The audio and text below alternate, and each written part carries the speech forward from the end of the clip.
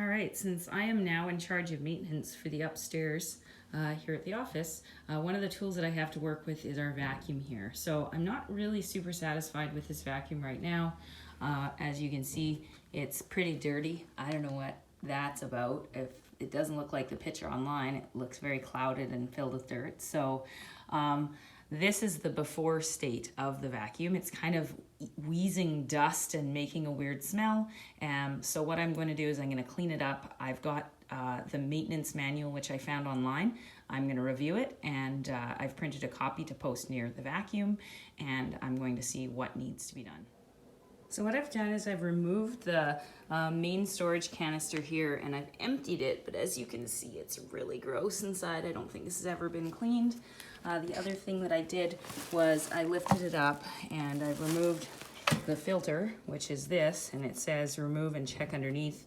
I think it's supposed to be cleaned every 2 months. I don't think I've ever seen it be cleaned because you have to rinse it and then leave it out for 48 hours. So we're gonna do those things.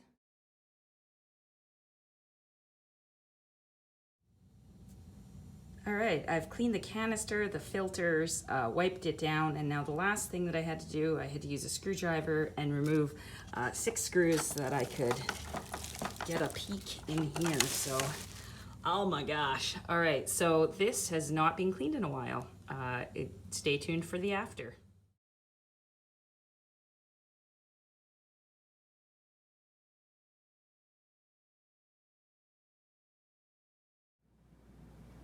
Okay, so here's my after video. I'm a little too impatient to wait 2 days for the filter to fully dry when I reassemble the vacuum, so I'm just gonna show you here what we've done. So I finished taking apart and reassembling the bottom and cleaning out the brush. You can see there's still some permanent scratches and stuff, but overall it's in a lot cleaner condition.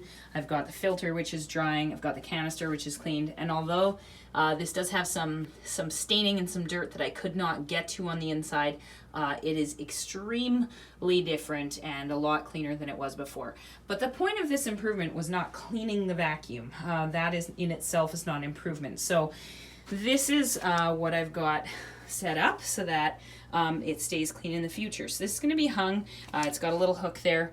It's going to be hung on a nail right next to the vacuum in the back, and you can see it's got a list of maintenance items, how often they should be done, and a little record of when they were done so that people know what's appropriate. In addition to that, I've got a marker that's attached there so you have what you need where you need it, and then I've got a copy of the manual so you have all of the procedures for proper use and cleaning of it in the same spot. So a little bit of a system for hopefully keeping this vacuum clean and functioning well and not getting it back to the spot where it was when I used it earlier today.